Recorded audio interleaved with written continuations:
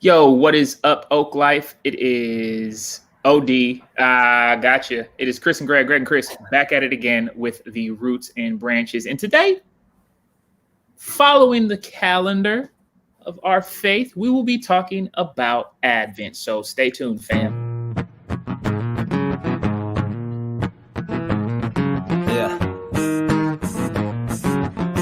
Yeah, look, I get crazy when the mic round. No sense of getting hyped now, but I'm... Yo, so yeah, like I said, we're gonna be talking about Advent today. And if you are on the channel, as a reminder, always definitely engage with us. Leave your comments, ask some questions. We love to chat and converse and do all that fun stuff. So yeah, if you also don't know what the heck Advent is or why people celebrate it, that's why we have a trained professional in Chris to tell us today. Like, where are you going with this? To tell us all about Advent. I know some stuff, but that's why I'm going back to school, so I can have a more polished answer when we talk about what Advent is. So Chris, help us out. What is Advent? You're the seminarian. I said exactly. I'm going to school to learn this stuff. I haven't taken a class on it. I'm still doing intro level, what is the Bible classes. So it's going to be a little bit before we get to. I don't think actually I ever took a class in like liturgical calendar. So you may not get there. You'll just have to learn that on the side. All right, side hustle, education. But yeah, Advent, the church historically has followed a calendar that tells the story of our faith chronologically through the seasons. It's not necessarily historical, like the dates may not match up with the original dates. It kind of evolved after all that, but thematically it works really well. So Advent is the season typically in the winter where there's an expectation, a longing, a looking forward to the birth of Christ, which is God with us. And so it follows the calendar, like the days typically get shorter and shorter and shorter towards the winter solstice. The birth of Christ lines up around December 21st, and then the days get longer and light starts to emerge again, approaching Easter. So it's a season of slowing down, watching and noticing how things are getting darker, and leaning into the longing and the need for God to meet us here, to change things, to be God. So that's kind of the summary, I would say. And it's definitely, I think in the West, especially in America, this season has become way more about consumerism and sentimentality, like the feel goods of like Santa and reindeer and going shopping. That is pretty disconnected from the original or the heart of the story, which is a story around hardship, and major disruption and uncertainty and longing and waiting and fear and isolation and darkness and all these things. So it's way more scandalous than I think of a season than I think we often give it credit for. So yeah. See, I knew you was gonna come. You was gonna come with it. I knew you was gonna come with it. You're good with this stuff, man. I don't know. So what are we doing, Greg? Like, why is Advent? I think we've done it most years at Oak Life. We have like a series we just call Advent. I think we've done a couple different things and played with it in different ways. Like last year, it was just about joy, which is one of the themes of Advent. We talked about music. Yeah, and you did a great theology and hip hop sermon. Right, dude. Bars. I'm gonna post that just because. But why? Because why? Sorry, I interrupted you. I was just gonna say because I haven't spoken hella long, so I'll just throw one up to be like, oh yeah, remember back when I spoke? Anyway. I remember, Greg. I remember. So okay, why are we doing a conversation around Advent? Why is it important to go back to these things? So for me, and from my perspective, the whole reason we did it at Oak Life, there's not a ton of things on the liturgical calendar that we follow heavily. From what I understand, I follow a devotional. It's called Pray As You Go, and it's a Catholic based, And it seems like every week there's something that they're celebrating or honoring on the liturgical calendar. And I'm like, I've never heard of this saint or this festival or this day or this feast or whatever the case is. So there's a ton of stuff on there. For us, it's pretty much, as far as Oak Life goes, you have Advent, you have Christmas, and then you have, I'm blanking. Lent and Easter. Oh man, yeah. Brain is on. I need some more agua. Anywho, yeah, those are kind of the big, I guess, focal points for Oak Life, as both of them point towards Christ. Both of them point towards significant moments in Christ's journey, the beginning and the end, and the process, most importantly. That's why it's not just Easter and Christmas, but it's also Lent and Advent. It's this expectation, this waiting, this process.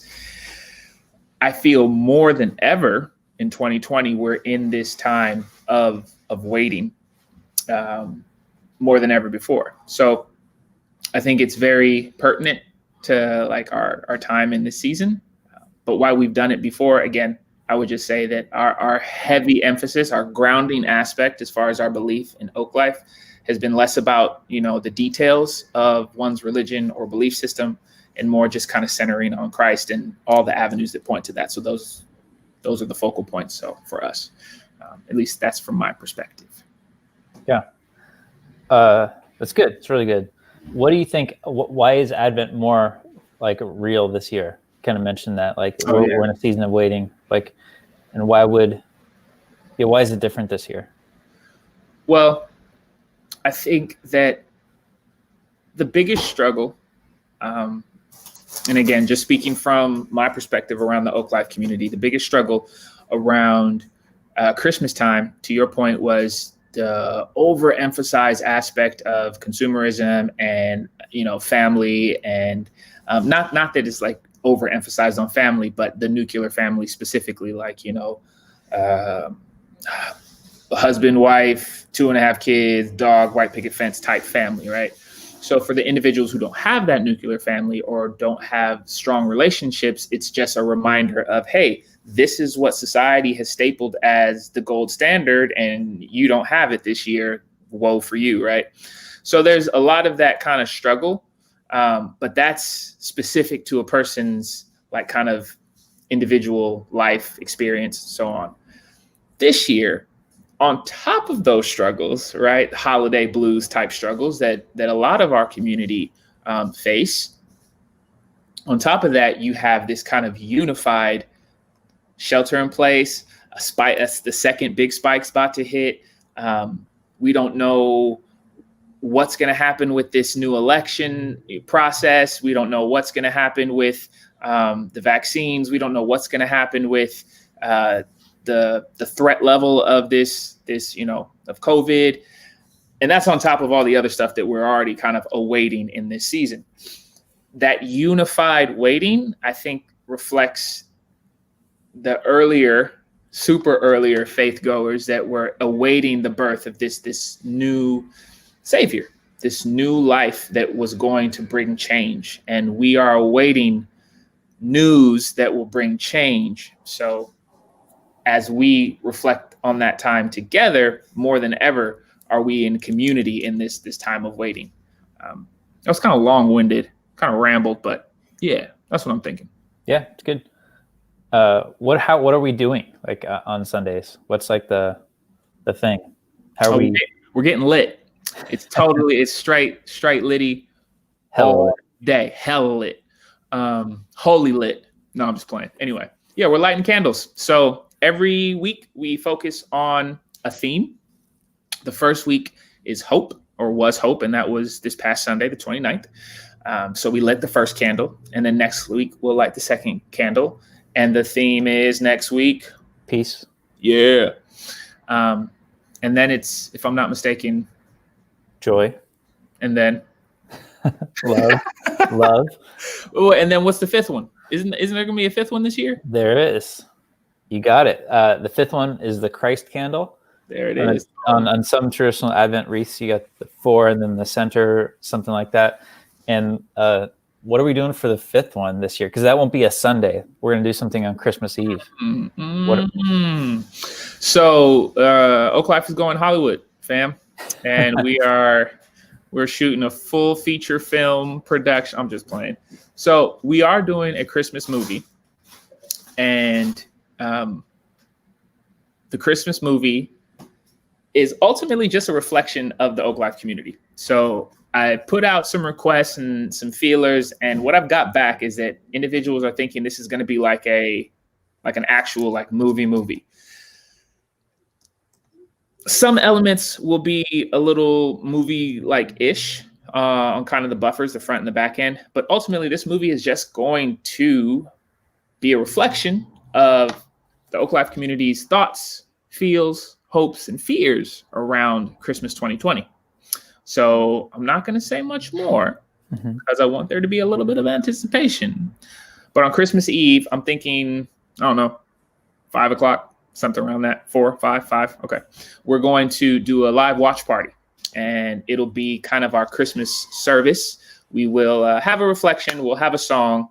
And in between those two, we will have our Oak Life Christmas movie. Wanted to do something different this year. This year has been kind of. So I'm like, all right, let's try to have some fun with it. Let's have some joy. Let's have some community. And I thought a Christmas movie could be cool. Yeah, that's awesome. It will be fun. It'll be different. So yeah, we're going to be each week, we're lighting a candle. We're asking folks to have a candle in their homes.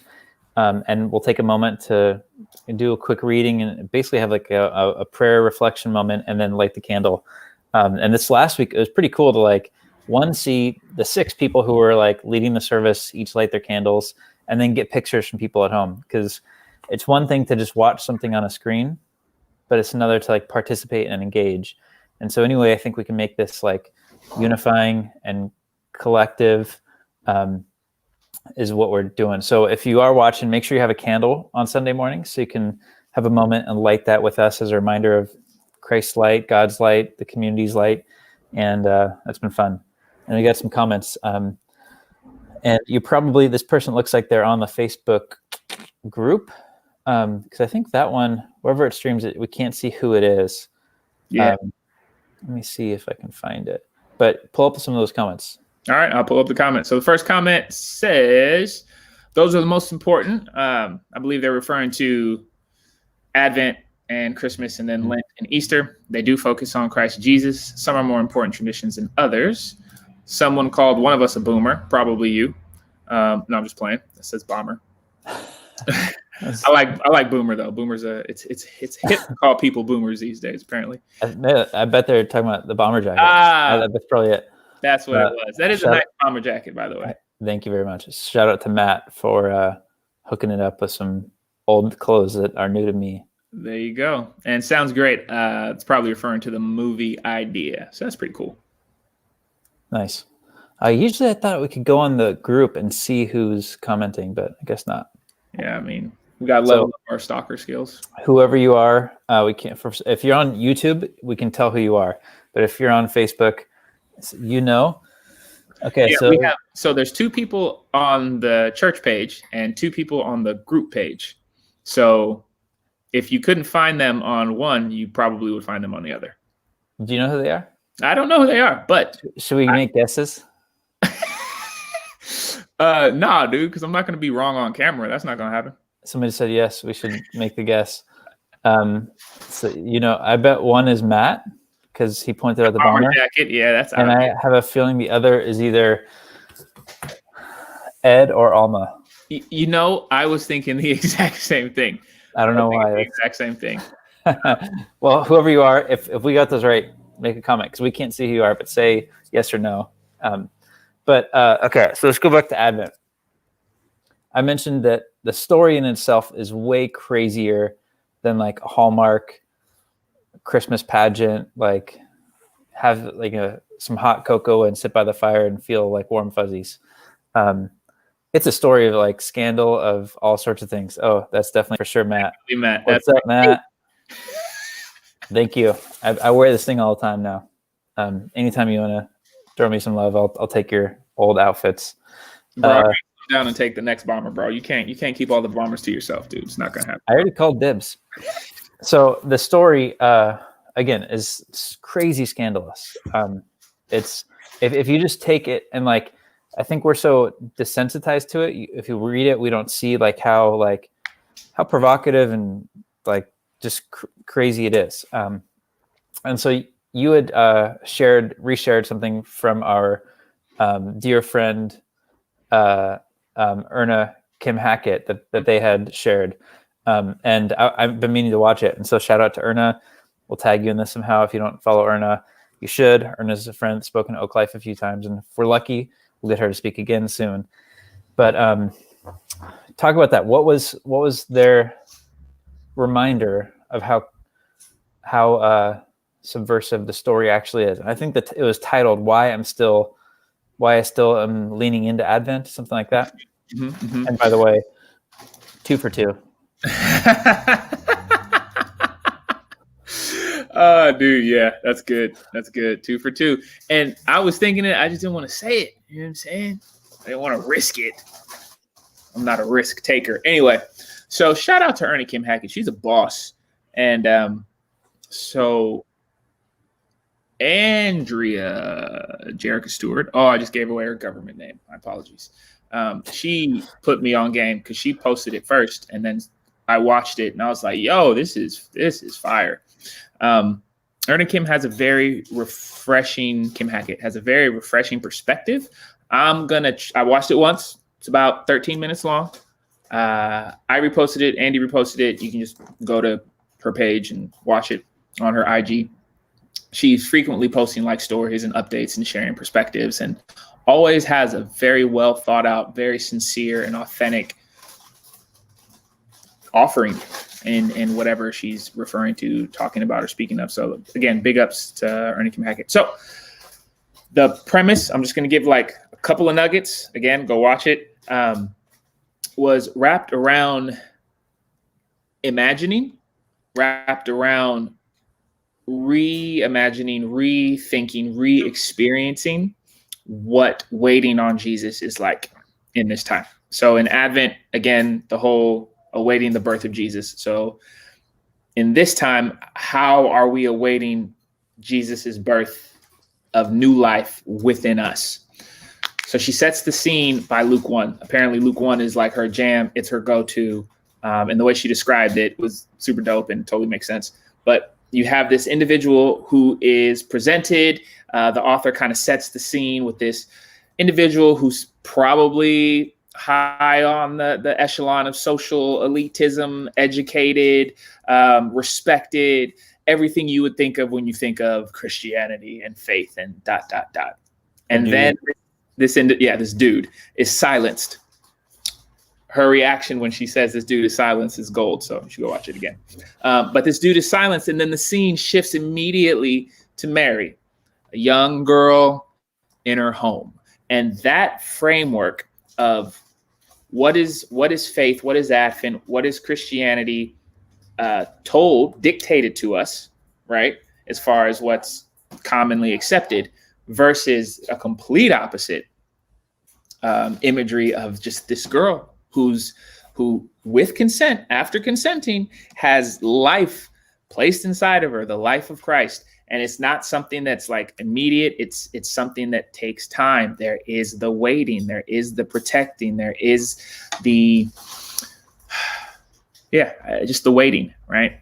And it was really good. It was really, really good. She continued to go on. She had about, I would say like 4 solid takeaways, and really elaborated on them all and just did a good job. So to sum it up, why she is still taking part in this, even though she's represents a group that is kind of just exhausted by over traditionalized aspects and practices that have lost their meaning for some people.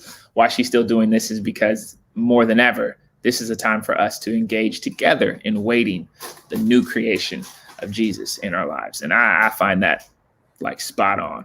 Not that I'm like the authority to say what's right and what's wrong, but it resonates with me. So I dig it.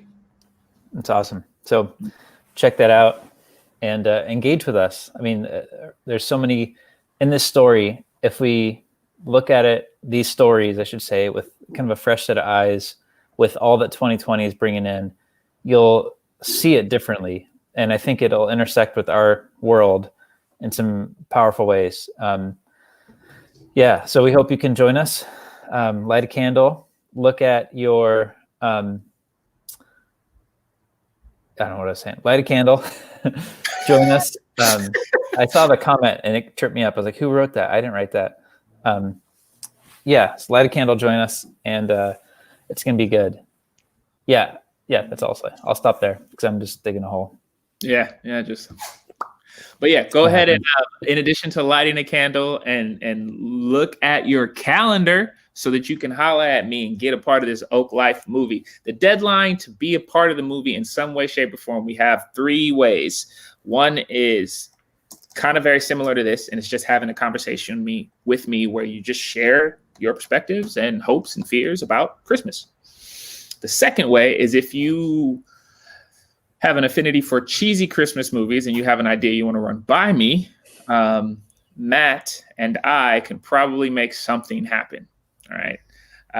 That's not the bulk of the movie, but every dish has to have some side dishes. So we're thinking to add a little dairy to the main dish. If you get what I'm putting down. The third way is a secret behind the scenes way, which you'll only get information if you contact me. So those are 3 ways you can help out and be a part of this making history at Oak Life. So that's it. It's my last pitch, man. Cool. Well, happy Advent, everyone. It's gonna be a good journey, and that's it. This episode brought to you by Ernie Kim Hackett, Behold Creators Style. And anyone else? No, that's it. And I can't think of anything else. So Mama Stewart. Oh, hanging with us and birthing Greg. And I was just gonna say that, right? That was a good callback, man. You should go like lead something like a church. Nope.